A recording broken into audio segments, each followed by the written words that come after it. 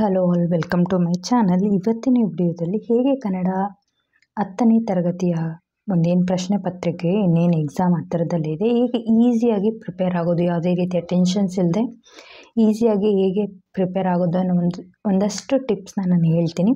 ಯಾವುದೆಲ್ಲ ಟಾಪಿಕ್ಸ್ ಓದಬೇಕು, ಯಾವುದಕ್ಕೆ ಮೇಯ್ನ್ ಇಂಪಾರ್ಟೆನ್ಸ್ ಕೊಡಬೇಕು, ಯಾವುದಕ್ಕೆ ಲೀಸ್ಟ್ ಇಂಪಾರ್ಟೆನ್ಸ್ ಕೊಡಬೇಕು, ಇದು ಒಂದು ಆ್ಯಾವ್ರೇಜ್ 150 ಮಾರ್ಕ್ಸ್ವರೆಗೂ ಸ್ಕೋರ್ ಮಾಡೋದು ಹೀಗೆ ಅಂತ. ಜಸ್ಟ್ ಪಾಸ್ ಆಗೋದಕ್ಕಂತೂ ತುಂಬಾ ಈಸಿಯಾಗಿರುತ್ತೆ, ಯಾವುದೇ ರೀತಿಯಾದಂಥ ಟೆನ್ಷನ್ ಪಡುವಂಥ ಅಗತ್ಯ ಇಲ್ಲ, ಎಸ್ಪೆಷಲಿ ಕನ್ನಡ ಸಬ್ಜೆಕ್ಟಲ್ಲಿ. ಫಸ್ಟು ನೀವು ಪತ್ರ ಲೇಖನ ಅಂದರೆ ಏನು ಲೆಟರ್ ರೈಟಿಂಗ್ನ ತುಂಬ ಚೆನ್ನಾಗಿ ಪ್ರಾಕ್ಟೀಸ್ ಮಾಡ್ಕೋಬೇಕಾಗತ್ತೆ. ಯಾಕಂತಂದರೆ ಇದರಲ್ಲಿ ಖಂಡಿತವಾಗ್ಲೂ ಇದು ಕಂಪಲ್ಸರಿ ಕ್ವೆಶನ್ ಆಗಿರೋದ್ರಿಂದ ಒಂದು ಲೆಟರ್ ರೈಟಿಂಗ್ ಅಂತೂ ಕಂಪಲ್ಸರಿ. ನೀವು ಫಾರ್ಮಲ್ ಆದರೂ ಬರೀಬೋದು, ಇನ್ಫಾರ್ಮಲ್ ಲೆಟರ್ ಆದರೂ ಬರೀಬೋದು. ಆದರೆ ನಾನು ಹೇಳೋದೇನೆಂದರೆ ಫಾರ್ಮಲ್ ಲೆಟರ್ನ ಬರೀರಿ. ಯಾಕಂತಂದರೆ ಫಾರ್ಮಲ್ ಲೆಟರ್ ಬರೆಯೋದ್ರಿಂದ ನಿಮಗೆ ಚಾನ್ಸಸ್ ಆಫ್ ಮಾರ್ಕ್ಸ್ ಕಟ್ ಮಾಡೋದು ತುಂಬ ಕಡಿಮೆ ಇರುತ್ತೆ. ಅದೇ ನೀವು ಇನ್ಫಾರ್ಮಲ್ ಲೆಟರ್ನ ನೀವು ಬರೀತೀರಾ ಅಂತಂದರೆ ಲೈಕ್ ಏನಾಗುತ್ತೆ ಅಂದರೆ ಕೆಲವೊಂದಷ್ಟು ಪದ ಬಳಕೆಯಲ್ಲಿ ಸರಿಯಾಗಿ ಇರಬೇಕಾಗತ್ತೆ. ಏನಾದರೂ ಆಚೆ ಈಚೆ ಆದರೆ ಮಾರ್ಕ್ಸ್ ಕಟ್ ಮಾಡೋವಂಥ ಚಾನ್ಸಸ್ ಇರುತ್ತೆ. ಅದಕ್ಕೆ ಯಾಕೆ ರಿಸ್ಕ್ ತೊಗೊತೀರ, ಅದಕ್ಕೆ ಈಸಿಯಾಗಿ ಸ್ಕೋರ್ ಮಾಡೋವಂಥದ್ದು ಲೆಟರ್ ರೈಟಿಂಗ್. ಅದರಲ್ಲಿ ಫಾರ್ಮಲ್ ಲೆಟರ್ನ ಬರೀರಿ. ಹೇಗೆ ಲೆಟರ್ ರೈಟಿಂಗ್ ಬರೆಯೋದು ಅಂತ ಒಂದು ಸತಿ ನೋಡೋಣ ಬನ್ನಿ. ಕ್ವೆಶನ್ ಇದೆ, ನಿಮ್ಮನ್ನು ವಿಜಯನಗರ ಜಿಲ್ಲೆಯ ಮಾವಿನಹಳ್ಳಿ ನಿವಾಸಿ ಸಂತೋಷ್ ಅಥವಾ ಸಂಗೀತ ಎಂದು ಭಾವಿಸಿಕೊಂಡು ನಿಮ್ಮ ಊರಿನಲ್ಲಿ ಪ್ರಾಥಮಿಕ ಆರೋಗ್ಯ ಕೇಂದ್ರ ತೆರೆಯಬೇಕೆಂದು ಕೋರಿ ಜಿಲ್ಲಾಧಿಕಾರಿಗಳಿಗೆ ಒಂದು ಮನವಿ ಪತ್ರವನ್ನು ಬರೆಯಿರಿ ಅಂತ ಇದೆ. ಸೊ ಇದರಲ್ಲೇ ಎಲ್ಲ ಇನ್ಫಾರ್ಮೇಷನ್ ಕೊಟ್ಟಿರೋದ್ರಿಂದ ನೀವು ನಿಮ್ಮ ಪರ್ಸ್ನಲ್ ಇನ್ಫಾರ್ಮೇಷನ್ನ ಇಲ್ಲಿ ಬರೆಯುವಾಗ ಇಲ್ಲ. ಏನಾದರೂ ನೀವು ಬರೆದ್ರಿ ಅಂದರೆ ಮಾರ್ಕ್ಸ್ ಕಟ್ ಮಾಡೋಂಥ ಚಾನ್ಸಸ್ ಇರುತ್ತೆ. ಸೊ ಇದು ಸ್ಟ್ರಿಕ್ಟಾಗಿರೋದ್ರಿಂದ ಸೊ ಇಲ್ಲೇನು ಹೆಸರು ಕೊಟ್ಟಿರ್ತಾರೋ ಅಥವಾ ಊರಿನ ಹೆಸರು ವಿಳಾಸ ಕೊಟ್ಟಿರ್ತಾರೋ ಅದನ್ನೇ ಯೂಸ್ ಮಾಡಿ. ಬೇರೆ ಯಾವುದೇ ನಿಮ್ಮ ಪರ್ಸ್ನಲ್ ಇನ್ಫಾರ್ಮೇಷನ್ನ ಇಲ್ಲಿ ಬರೆಯುವಾಗೆ ಇಲ್ಲ ಲೆಟರ್ ರೈಟಿಂಗಲ್ಲಿ. ಸೊ ನೋಡೋಣ ಹೇಗೆ ಫಾರ್ಮ್ಯಾಟ್ ಬರೆಯೋದಂತ. ನಿಮಗೆ ಒಂದು ಫಾರ್ಮ್ಯಾಟ್ ಗೊತ್ತಿದ್ದರೆ ಸಾಕು, ಈಸಿಯಾಗಿ ನೀವೇನು ಮಾಡಿಬಿಡ್ಬೋದು. ಇದರಲ್ಲಿ 5 ಮಾರ್ಕ್ಸ್ನ ನೀವು ತೊಗೋಬೋದು. ಮೊದಲನೇದಾಗಿ ರೈಟ್ ಸೈಡಲ್ಲಿ ದಿನಾಂಕ ಬರೀಬೇಕು. ದಿನಾಂಕ 2/2/2025 ನಿಮ್ಮ ಅಲ್ಲೇನು ಡೇಟ್ ಕೊಟ್ಟಿರ್ತಾರೆ ಅವತ್ತಿನ ಡೇಟ್ನ ನೀವು ಬರೀಬೇಕಾಗತ್ತೆ. ಇವರಿಂದ ಯಾರಿಂದ, ಸಂಗೀತ ಇಲ್ಲಿ ಕೊಟ್ಟಿದ್ದಾರೆ. ಬಾಯ್ಸ್ ಆದರೆ ಸಂತೋಷ್ ಅಂತ ತಗೊಳ್ಳಿ, ಗರ್ಲ್ಸ್ ಆದರೆ ಸಂಗೀತ ಅಂತ ತಗೊಳ್ಳಿ.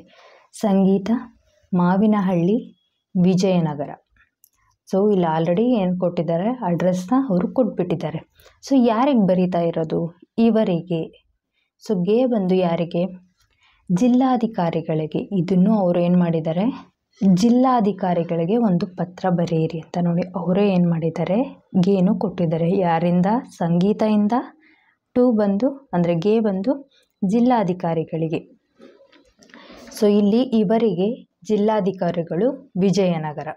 ಸೊ ಈ ಒಂದು 2 ಸ್ಟೆಪ್ ಗೊತ್ತಾಯ್ತು ಅಂದರೆ ನೆಕ್ಸ್ಟ್ ಎಲ್ಲ ತುಂಬ ಈಸಿಯಾಗಿ ನೀವೇನು ಮಾಡ್ಬೋದು, ಬರೆಯುವುದು. ಮಾನ್ಯರೇ ಇದು ಕಂಪಲ್ಸರಿ. ಸೊ ಲೆಫ್ಟ್ ಸೈಡೇ ಇರಲಿ. ನೆಕ್ಸ್ಟ್ ಅದಾದ ಮೇಲೆ ವಿಷಯ ಬರೀಬೇಕು. ಸೊ ನಿಮ್ಗೆ ಆಲ್ರೆಡಿ ವಿಷಯನೂ ಬಂದು ಇಲ್ಲೇ ಇದೆ. ನಮ್ಮ ಊರಿನಲ್ಲಿ ಪ್ರಾಥಮಿಕ ಆರೋಗ್ಯ ಕೇಂದ್ರ ತೆರೆಯಬೇಕೆಂದು ಕೋರಿ, ಇಲ್ಲೇ ಇದೆ ನೋಡಿ, ನಿಮ್ಮ ಊರಿನಲ್ಲಿ ಇದೆ. ಸೊ ನೀವೇನು ಮಾಡಬೇಕು, ಇದನ್ನು ಜಸ್ಟ್ ನಮ್ಮ ಊರಿನಲ್ಲಿ ಪ್ರಾಥಮಿಕ ಆರೋಗ್ಯ ಕೇಂದ್ರ ತೆರೆಯಬೇಕೆಂದು ಕೋರಿ, ಇಷ್ಟೆ. ನೆಕ್ಸ್ಟು ಇದಂತೂ ತುಂಬ ಈಸಿಯಾಗಿ ಇರುತ್ತೆ. ಈ ಮೇಲ್ಕಂಡ ಇದಂತೂ ಸ್ಟಾರ್ಟಿಂಗ್ ಲೈನ್ನ ಅಂತೂ ಕಂಪಲ್ಸರಿ ನಾವು ಯೂಸ್ ಮಾಡ್ತಾನೆ ಇರ್ತೀವಿ. ಈ ಮೇಲ್ಕಂಡ ವಿಷಯಕ್ಕೆ ಸಂಬಂಧಿಸಿದಂತೆ ನಮ್ಮ ಹಳ್ಳಿಯಲ್ಲಿ ಯಾವುದೇ ಪ್ರಾಥಮಿಕ ಆರೋಗ್ಯ ಕೇಂದ್ರ ಇಲ್ಲದ ಕಾರಣ ಅನಾರೋಗ್ಯದಿಂದ ಬಳಲುತ್ತಿರುವ ಜನರು ಸುಮಾರು 20ರಿಂದ 30 ಕಿಲೋಮೀಟರ್ ದೂರವಾದ ಪಟ್ಟಣಕ್ಕೆ ಹೋಗಬೇಕಾಗಿರುತ್ತದೆ. ಆದ್ದರಿಂದ ನಮ್ಮ ಊರಿನಲ್ಲಿ ಪ್ರಾಥಮಿಕ ಆರೋಗ್ಯ ಕೇಂದ್ರ ತೆರೆಯಬೇಕೆಂದು ತಮ್ಮಲ್ಲಿ ಪೂರ್ವಕವಾಗಿ ವಿನಂತಿಸಿಕೊಳ್ಳುತ್ತೇನೆ. ಇದನ್ನು ಬೇಕಾದರೆ ನೀವು ಇನ್ನೂ ಡಿಫ್ರೆಂಟಾಗಿ ನೀವು ಬರೀಬೋದು. ಇದು ಒಂದು ಸ್ಯಾಂಪಲ್ ನಾನು ಹೇಳ್ತಿರೋದು. ನೆಕ್ಸ್ಟ್ ಏನು ಮಾಡಬೇಕಾಗುತ್ತೆ, ವಂದನೆಗಳೊಂದಿಗೆ ಇಂತಿ ತಮ್ಮ ವಿಶ್ವಾಸ. ಇದು ಕಂಪಲ್ಸರಿ ನೀವೇನು ಮಾಡಬೇಕು, ಈ ಒಂದು ಫಾರ್ಮ್ಯಾಟ್ನ ನೀವು ಫಾಲೋ ಮಾಡಬೇಕಾಗುತ್ತೆ. ಸೊ ಯಾವ ರೀತಿಯಾಗಿ ಮಾರ್ಕ್ಸಸ್ ಕೊಡ್ತಾರೆ ಅಂದರೆ ಹೇಗೆ ಇದಕ್ಕೆ ಮಾರ್ಕ್ಸ್ ಅಲಾಟ್ ಮಾಡ್ತಾರೆ ಅಂತ ನೋಡೋಣ ಬನ್ನಿ. ನೋಡೋಣ ಹೇಗೆ ಮಾರ್ಕ್ಸ್ನ ಅಲಾಟ್ ಮಾಡ್ತಾರೆ, ಯಾವ ರೀತಿಯಲ್ಲಿ ಎವ್ಯಾಲ್ಯೂಯೇಷನಲ್ಲಿ ಯಾವುದೆಲ್ಲ ಕನ್ಸಿಡರ್ ಮಾಡಿ ಮಾರ್ಕ್ಸ್ ಕೊಡ್ತಾರೆ ಅಂತ ನೋಡೋಣ. ಇಂದ, ಗೆ, ಸಂಬೋಧನೆ ಮತ್ತು ವಿಷಯಕ್ಕೆ 1 ಅಂಕ ಇರುತ್ತೆ. ಪತ್ರದ ಒಡಲು ಏನು ಬರೆದಿರ್ತೀರಲ್ವ ಪತ್ರನ, ಲೆಟರು, ಅದಕ್ಕೆ ಮತ್ತು ವಿಷಯ ನಿರೂಪಣೆಗೆ ಏನಾಗಿರುತ್ತೆ 2 ಅಂಕ ಇರುತ್ತೆ. ಸೊ ಬಾಡಿ ಆಫ್ ದ ಲೆಟರ್ಗೆ 2 ಮಾರ್ಕ್ಸ್ ಇಂಪಾರ್ಟೆಂಟ್ ಇರುತ್ತೆ. ಸೊ ಅದಕ್ಕೆ ಪ್ರಾಪರಾಗಿ ಬರೀರಿ. ವಂದನೆಗಳೊಂದಿಗೆ ಮುಕ್ತಾಯ, ಇಂತಿ, ಸ್ಥಳ ಮತ್ತು ದಿನಾಂಕಕ್ಕೆ ಏನಾಗಿರುತ್ತೆ 1 ಮಾರ್ಕ್ಸ್ನ ಕೊಡ್ತಾರೆ. ಭಾಷಾ ಶೈಲಿಗೆ, ಪದ ಬಳಕೆ, ವಿನ್ಯಾಸಕ್ಕೆ 1 ಅಂಕ ಇರುತ್ತೆ. ನೀವು ಯಾವ ರೀತಿ ವರ್ಡ್ಸ್ನ ಯೂಸ್ ಮಾಡಿರ್ತೀರಾ, ಅದನ್ನು ಹೇಗೆ ಡೆವಲಪ್ ಮಾಡಿರ್ತೀರಾ ಆ ಲೆಟರ್ನ, ಪದ ಬಳಕೆ, ನೀವು ಯಾವುದೆಲ್ಲ ವರ್ಡ್ಸ್ನ ಯೂಸ್ ಮಾಡಿರ್ತೀರಾ, ಇದೆಲ್ಲದಕ್ಕೂ ಏನಾಗಿರುತ್ತೆ 1 ಮಾರ್ಕ್ಸ್ ಸಿಗುತ್ತೆ. ಸೊ ಟೋಟಲ್ ಆಗಿ 5 ಮಾರ್ಕ್. ಇದು ಬಂದು ಫಾರ್ಮಲ್ ಲೆಟರ್ಗೆ. ಇನ್ಫಾರ್ಮಲ್ ಲೆಟರ್ಗೆ ಯಾವ ರೀತಿ ಕನ್ಸಿಡರ್ ಮಾಡ್ತಾರೆ ಅಂತ ನೋಡೋಣ. ಇಂದ, ವಿಳಾಸ, ದಿನಾಂಕ, ಸಂಬೋಧನಾ, ಕ್ಷೇಮ, ವಿಚಾರಕ್ಕೆ 1 ಮಾರ್ಕ್ಸ್ ಇರುತ್ತೆ. ಪತ್ರದ ಒಡಲು, ವಿಷಯ ನಿರೂಪಣೆಗೆ ಏನಾಗಿರುತ್ತೆ 2 ಮಾರ್ಕ್ಸ್ ಇರುತ್ತೆ. ಸೊ ಇದನ್ನು ತುಂಬ ಚೆನ್ನಾಗಿ ಬರೀಬೇಕಾಗುತ್ತೆ. ನೀವು ಎಲ್ಲನೂ ತುಂಬ ಚೆನ್ನಾಗಿ ಬರೀಬೇಕಾಗುತ್ತೆ. ಇದಕ್ಕೆ 2 ಮಾರ್ಕ್ಸ್ ಇರೋದ್ರಿಂದ ಸೊ ನೀವೇನಾದರೂ ಮಿಸ್ಟೇಕ್ ಮಾಡಿದ್ರೆ ಮಾರ್ಕ್ಸ್ ಕೊಡದೇ ಇರೋಂಥ ಕಟ್ ಮಾಡೋಂಥ ಚಾನ್ಸಸ್ ತುಂಬ ಇರುತ್ತೆ. ಮುಕ್ತಾಯ, ಇಂತಿ, ಸಹಿ, ಹೊರ ವಿಳಾಸಕ್ಕೆ ಏನಾಗಿರುತ್ತೆ 1 ಅಂಕ ಇರುತ್ತೆ. ಭಾಷಾ ಶೈಲಿ, ಪದ ಬಳಕೆಗೆ, ವಿನ್ಯಾಸಕ್ಕೆ ಏನಾಗಿರುತ್ತೆ 1 ಮಾರ್ಕ್ ಇರುತ್ತೆ. ಸೊ ಟೋಟಲ್ ಆಗಿ 5 ಮಾರ್ಕ್ಸು. ಈ ರೀತಿಯಾಗಿ ಏನಾಗಿರುತ್ತೆ ನಿಮ್ಮ ಒಂದು ಲೆಟರ್ ರೈಟಿಂಗ್ಗೆ ಮಾರ್ಕ್ಸು ಅಲಾಟ್ ಆಗಿರುತ್ತೆ. ಸೊ ಅದಕ್ಕೆ 5 ಮಾರ್ಕ್ಸ್ ಈಸಿಯಾಗಿ ಸ್ಕೋರ್ ಮಾಡ್ಬೋದು. ನೆಕ್ಸ್ಟ್ ನೋಡೋಣ ಬನ್ನಿ. ಲೆಟರ್ ರೈಟಿಂಗ್ ಆದಮೇಲೆ ನೀವೇನು ನೆಕ್ಸ್ಟು ಪ್ರಬಂಧನ ಬರೆಯೋದು ಕಲಿಬೇಕು. ನಿಮ್ಗೆ ಆಲ್ರೆಡಿ ಗೊತ್ತಿರುತ್ತೆ. ಯಾವುದಾದ್ರೂ ಒಂದು ಟಾಪಿಕ್ ಬಗ್ಗೆ ನೀವು ಏನು ಮಾಡ್ಬೋದು, ನಿಮ್ಮ ಓನಾಗಿಯೂ ನೀವು ಬರಬೋದು. ನೆಕ್ಸ್ಟ್ ಸ್ಟಾರ್ಟಿಂಗಲ್ಲಿ ಪ್ರಬಂಧ ಎಂದರೇನು ಇದೆಲ್ಲ 1-2 ಲೈನಲ್ಲಿ ಬರೀರಿ. ಯಾಕಂದರೆ ಇಂಟ್ರಡಕ್ಷನ್ನು. ಸೊ ಮಾರ್ಕ್ಸು ಎಲ್ಲೋ ಕಟ್ ಮಾಡದೇ ಇರೋಂಥ ಚಾನ್ಸಸ್ ತುಂಬ ಇರುತ್ತೆ. ಸೊ ಪ್ರಬಂಧ ಎಂದರೇನು ಅದನ್ನು ಬರೀರಿ. ಸೊ ಹೇಗೆ ಬರೀಬೇಕು ಅಂತ ಏನಾದರೂ ನಿಮಗೆ ಬೇಕು ಅಂದರೆ ಕಮೆಂಟ್ ಸೆಕ್ಷನಲ್ಲಿ ಕಮೆಂಟ್ ಮಾಡಿ. ನಾನು ನೆಕ್ಸ್ಟ್ ವಿಡಿಯೋದಲ್ಲಿ ಹೇಗೆ ಪ್ರಬಂಧನ ಬರೆಯೋದು, 5 ಮಾರ್ಕ್ಸ್ ಹೇಗೆ ಈಸಿಯಾಗಿ ಪಡೆಯೋದು ಅಂತ ನಾನು ಹೇಳ್ಕೊಡ್ತೇನೆ. ನೆಕ್ಸ್ಟ್ ಗಾದೆಗಳಲ್ಲಿ ಈಸಿಯಾಗಿ 3 ಮಾರ್ಕ್ಸ್ ಖಂಡಿತವಾಗ್ಲೂ ಸಿಗುತ್ತೆ. ಯಾಕಂದರೆ ಒಂದಷ್ಟು ಗಾದೆಗಳೇನಾಗಿರುತ್ತೆ ರಿಪೀಟೆಡಾಗಿ ಅದೇ ಗಾದೆಗಳೇ ಬರ್ತಾನೆ ಇರುತ್ತೆ. ಸೊ ಹೇಗೆ ಗಾದೆಗಳನ್ನ ಬರೀಬೇಕು ಅಂತ ವಿಡಿಯೋ ಕೊನೆಯದಲ್ಲಿ ನಾನು ಏನು ಮಾಡ್ತೀನಿ ಹೇಳ್ತೀನಿ. ಪ್ಯಾಟ್ರನ್ನ ಬರೆದು ನಿಮಗೆ ತೋರಿಸ್ತೀನಿ ಹೇಗೆ ಅಂತ. ಗದ್ಯ ಭಾಗ ಏನು ಮಾಡೋದು, ಗದ್ಯ ಭಾಗ ಓದ್ಕೊಂಡು ಅದಕ್ಕೆ ಕ್ವಶನ್ಸ್ ಕೇಳಿರ್ತಾರಲ್ವ ಅದಕ್ಕೆ ಆನ್ಸರ್ ಮಾಡಿದ್ರೆ ನಿಮ್ಗೆ ಏನಾಗುತ್ತೆ ಈಸಿಯಾಗಿ 4 ಮಾರ್ಕ್ಸು ಸಿಗುತ್ತೆ. ನೆಕ್ಸ್ಟ್ ಪದ್ಯದ ಸಾರಾಂಶ ಅಂತಂದರೆ ನಿಮಗೆ ಒಂದು ಅಲ್ಲಿ ಪದ್ಯ ಕೊಟ್ಟಿರ್ತಾರೆ. ಈ ಪದ್ಯನ ಎಲ್ಲೋ ಬೇರೆ ಯಾವುದೋ ಕಡೆಯಿಂದ ತೊಗೊಳ್ಳಲ್ಲ. ನಿಮ್ಮ ಒಂದು ಏನು ಸಿಲೆಬಸ್ ಇರುತ್ತೆ ಪದ್ಯನ ಓದ್ಕೊಂಡು ಅದ್ರ ಬಗ್ಗೆ ಸಾರಾಂಶ ಬರೆದ್ರೆ ನಿಮಗೆ ಈಸಿ ಮಾರ್ಕ್ಸ್ನ ತೊಗೋಬೋದು. ಪದ್ಯದ ಕಂಠಪಾಠ ನಿಮ್ಗೆ ಈಗ ಆಲ್ರೆಡಿ ಗೊತ್ತಿರುತ್ತೆ. 1 ವರ್ಷದಿಂದ ಪ್ರಾಕ್ಟೀಸ್ ಮಾಡ್ತಾನೆ ಇರ್ತೀರಿ ಯಾವುದಾದ್ರೂ ಪದ್ಯಗಳನ್ನ. ಸೆಲೆಕ್ಟಿವ್ ಅದರಲ್ಲೂ ಇಂಪಾರ್ಟೆಂಟ್ ಪದ್ಯಗಳಲ್ಲಿ ನಿಮ್ಗೆ ಹೇಳಿರ್ತಾರೆ ಟೀಚರ್ಸು. ಅದರಲ್ಲಿ ನೀವೇನಾದರೂ 1 ಪದ್ಯನ ಬರೆದ್ರೆ 2 ಕೊಟ್ಟಿರ್ತಾರೆ, 1 ನೀವು ಬರೆದ್ರು ನಿಮ್ಗೆ ಏನಾಗುತ್ತೆ ಈಸಿಯಾಗಿ 4 ಮಾರ್ಕ್ಸ್ ಸಿಗುತ್ತೆ. ನೆಕ್ಸ್ಟ್ ಕವಿ ಪರಿಚಯ. ಸೊ ಕವಿ ಪರಿಚಯಗಳನ್ನು ನೀವು ಆಲ್ರೆಡಿ ಓದಿರ್ತೀರ. ಇದನ್ನು 2 ಪರಿಚಯ ಇರುತ್ತೆ. ನೀವು 2ರಲ್ಲಿ ಬರೆದ್ರೆ 2 ಬರೆದ್ರೆ ನಿಮ್ಗೇನಾಗುತ್ತೆ 6 ಮಾರ್ಕ್ಸ್ ಈಸಿಯಾಗಿ ಸಿಗುತ್ತೆ. 8-10 ವಾಕ್ಯದಲ್ಲಿ ನಿಮ್ಗೆ ಮತ್ತು ಲೆಸನ್ಸ್ನ ಓದ್ತಾನೆ ಇರ್ತೀರ. ಸೊ ನಿಮ್ಗೇನಾಗಿರುತ್ತೆ ಆ ಒಂದು ಪರ್ಟಿಕ್ಯುಲರ್ ಒಂದು ಲೆಸನ್ಸ್ ಏನಾಗಿರುತ್ತೆ ನೆನಪಿರುತ್ತೆ. ಆ ಲೆಸನ್ಸಲ್ಲಿ ನೀವು 8-10 ವಾಕ್ಯದಲ್ಲಿ 2 ಕ್ವಶನ್ ಇದೆ, 8 ಮಾರ್ಕ್ಸ್ ಸಿಗುತ್ತೆ. ಒಂದೊಂದಕ್ಕೆ 4 ಮಾರ್ಕ್ಸ್ ಆಗಿರುತ್ತೆ. ಸೊ ನಿಮಗೆ ಆ ಒಂದು ನಿಮ್ಗೇನು ಗೊತ್ತೇ ಇಲ್ಲ, ನಮ್ಗೆ ಹೇಗೆ ಬರೆಯೋದು ಅಂತಲೂ ಗೊತ್ತಿಲ್ಲ ಅಂದರೂ ನಿಮ್ಗೆ ಆ ಒಂದು ಪರ್ಟಿಕ್ಯುಲರ್ ಲೆಸನ್ ಅಂತೂ ನೆನಪಿರುತ್ತೆ. ಆ ಲೆಸನ್ ಕೇಳಿರುವಂಥ ಪ್ರಶ್ನೆಗೆ ರಿಲೇಟೆಡ್ ಆಗಿರುವಂಥ ಆನ್ಸರ್ ಬರೆದು ನಿಮ್ಗೆ ಈಸಿಯಾಗಿ ನೀವೇನು ಮಾಡ್ಬೋದು 2 ಅಟೆಂಡ್ ಮಾಡಿದ್ರೆ ನಿಮ್ಗೆ ಈಸಿಯಾಗಿ 4 ಮಾರ್ಕ್ಸ್ ಅಂತೂ ಖಂಡಿತವಾಗ್ಲೂ ಸಿಗುತ್ತೆ. ಟೋಟಲ್ ಮಾಡಿದ್ರೆ ಎಷ್ಟಾಗುತ್ತೆ ಅಂತ ನೋಡೋಣ. ನೋಡಿ, ಇಷ್ಟನ್ನು ನೀವು ಪ್ರಿಪೇರ್ ಆದರೂ ಸಾಕು, ನೀವು ಈಸಿಯಾಗಿ ಏನು ಮಾಡ್ಬೋದು ಕನ್ನಡದಲ್ಲಿ ಪಾಸ್ ಆಗ್ಬೋದು. ಯಾವುದೇ ರೀತಿಯಾದಂಥ ಟೆನ್ಷನ್ ಇಲ್ಲದೆ.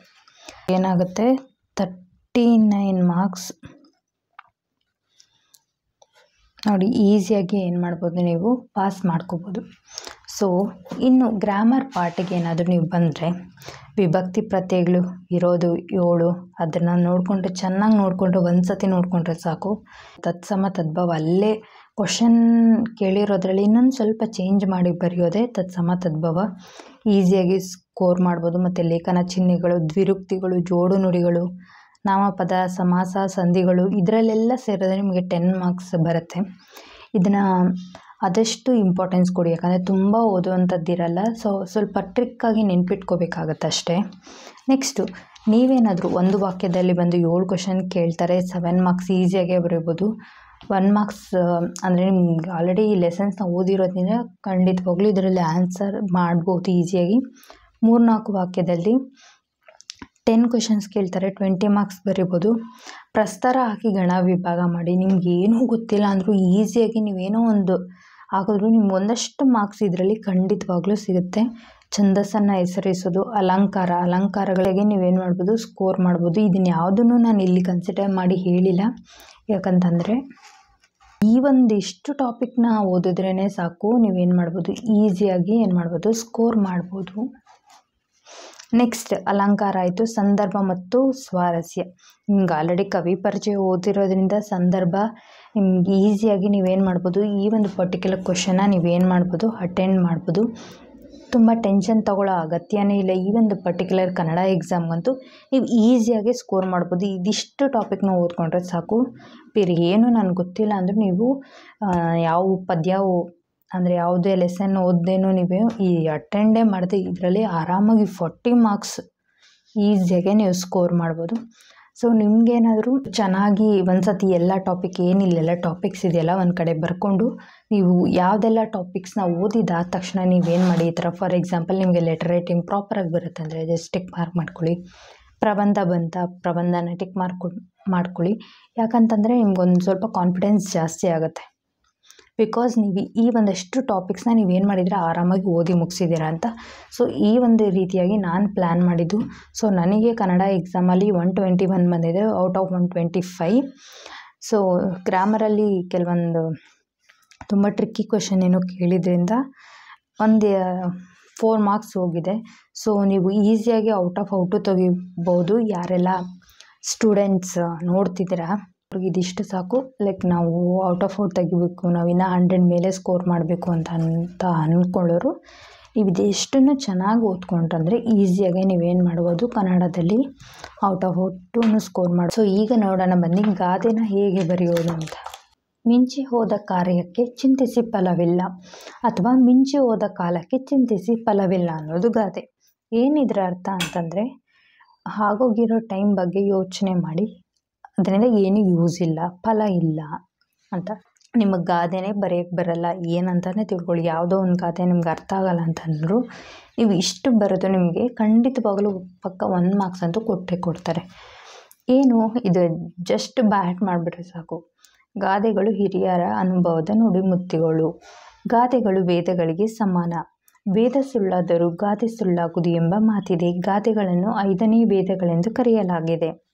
ಅಂತಹ ಗಾದೆಗಳಲ್ಲಿ ಮೇಲಿನ ಗಾದೆ ಮಾತು ಕೂಡ ಒಂದಾಗಿದೆ ಅಂತ ನೀವು ಇದನ್ನಾದರೂ ಬರಿಬೋದು. ಇಲ್ಲಾಂದರೆ ಅಂತಹ ಮಹತ್ವದ ಗಾದೆಗಳಲ್ಲಿ ಮಿಂಚಿ ಹೋದ ಕಾರ್ಯಕ್ಕೆ ಚಿಂತಿಸಿ ಫಲವಿಲ್ಲ. ಈ ರೀತಿಯಾದರೂ ಇವೆರಡರಲ್ಲಿ ನೀವು ಯಾವುದಾದ್ರೂ ಚೂಸ್ ಮಾಡ್ಕೊಬೋದು. ಈ ಬ್ರ್ಯಾಕೆಟಲ್ಲಿ ಇರೋದಾದರೂ ಬರಿಬೋದು, ಇಲ್ಲಾಂದರೆ ಇದನ್ನಾದರೂ ಬರಿಬೋದು. ಖಂಡಿತವಾಗ್ಲೂ ನಿಮಗೆ 1 ಮಾರ್ಕ್ಸ್ ಅಂತೂ ಸಿಕ್ಕೇ ಸಿಗುತ್ತೆ. ನೀವು ಇಷ್ಟು ಬರೆದು ಸಾಕು, ನಿಮಗೆ ಈಸಿಯಾಗಿ 3 ಮಾರ್ಕ್ಸ್ ಸಿಗುತ್ತೆ. ನೆಕ್ಸ್ಟು ಕೆಲವು ಬಾರಿ ಅನಿರೀಕ್ಷಿತವಾಗಿ ಆಗಬೇಕಾದ ಕೆಲಸಕ್ಕೆ ಬದಲಾಗಿ ಇನ್ನೇನೋ ಆಗುವ ಸಂಭವವಿದೆ. ಕೆಲವೊಂದು ಸಾರಿ ಏನಾಗಿರುತ್ತೆ, ಏನೋ ಆಗಬೇಕಾಗಿರೋದು ಇನ್ನೇನೋ ಆಗುತ್ತೆ. ಸೊ ಹಾಗಾದಾಗ ಅದಕ್ಕಾಗಿ ಯೋಚಿಸಿದರೆ ಚಿಂತಿಸಿದರೆ ಅಂದರೆ ಏನೂ ಪ್ರಯೋಜನವಿಲ್ಲ. ಯೋಚನೆ ಮಾಡ್ತಾ ಚಿಂತೆ ಮಾಡ್ತಾ ಕೂತ್ಕೊಂಡ್ರೆ ಏನಾಗುತ್ತೆ, ಏನೂ ಯೂಸ್ ಇಲ್ಲ ಎಂದು ಈ ಗಾದೆಯು ತಿಳಿಸುತ್ತದೆ. ಕೆಲವೊಮ್ಮೆ ನಮ್ಮದಲ್ಲದ ತಪ್ಪಿನಿಂದ ಆಗಬಾರದು ಆಗಿಬಿಡುತ್ತದೆ. ಆಗ ಚಿಂತಿಸುವುದರಿಂದ ಪ್ರಯೋಜನವಿಲ್ಲ. ಧೈರ್ಯದಿಂದ ಸಹನೆಯಿಂದ ಉಂಟಾಗುವ ಸನ್ನಿವೇಶಗಳನ್ನು ಎದುರಿಸಬೇಕೆನ್ನುವುದು ಈ ಗಾದೆಯ ಅರ್ಥವಾಗಿದೆ. ಸೊ ಯೋಚನೆ ಮಾಡ್ತಾ ಕುಂತ್ರೆ ಆಗಲ್ಲ, ಅದನ್ನು ಒಂದು ಧೈರ್ಯದಿಂದ ಸಮಾಧಾನವಾಗಿ ನೀವೇನು ಮಾಡಬೇಕು, ಆ ಒಂದು ಘಟನೆಯನ್ನು ಎದುರಿಸಬೇಕು ಅನ್ನೋದು ಈ ಗಾದೆಯ ಅರ್ಥ. ಸೊ ಈ ರೀತಿ ತುಂಬ ಗಾದೆಗಳಿರುತ್ತೆ. ಆ ಒಂದು ಗಾದೆಯಲ್ಲೇ ಅರ್ಥನೂ ನಿಮಗೆ ಸಿಕ್ಬಿಡುತ್ತೆ ಬೇಗ. ಸೊ ಟೆನ್ಷನ್ ಮಾಡ್ಕೊಳ್ಳದೆ ಆರಾಮಾಗಿ ನೀವು ಇದರಲ್ಲಿ 3 ಮಾರ್ಕ್ಸ್ನ ಸ್ಕೋರ್ ಮಾಡ್ಕೋಬೋದು. ಇದಾಗಿತ್ತು ಯಾವ ರೀತಿಯಾಗಿ ಕನ್ನಡ ಎಕ್ಸಾಮಲ್ಲಿ ಸ್ಕೋರ್ ಮಾಡೋದು ಅಂತ. ನಿಮಗೇನಾದರೂ ಈ ವಿಡಿಯೋ ಇಷ್ಟ ಆಗಿದ್ದರೆ ನನ್ನ ಚಾನಲ್ನ ಸಬ್ಸ್ಕ್ರೈಬ್ ಮಾಡ್ಕೊಳ್ಳಿ. ಸೊ ನೆಕ್ಸ್ಟ್ ಅಪ್ಕಮಿಂಗಲ್ಲಿ ಇನ್ನು ಬೇರೆ ಸಬ್ಜೆಕ್ಟ್ಸಲ್ಲಿ ಹೇಗೆ ಈಸಿಯಾಗಿ ಸ್ಕೋರ್ ಮಾಡೋದು ಅಂತ ತಿಳಿಸ್ತೀನಿ. Thank you for watching this video. All the very best for your exams.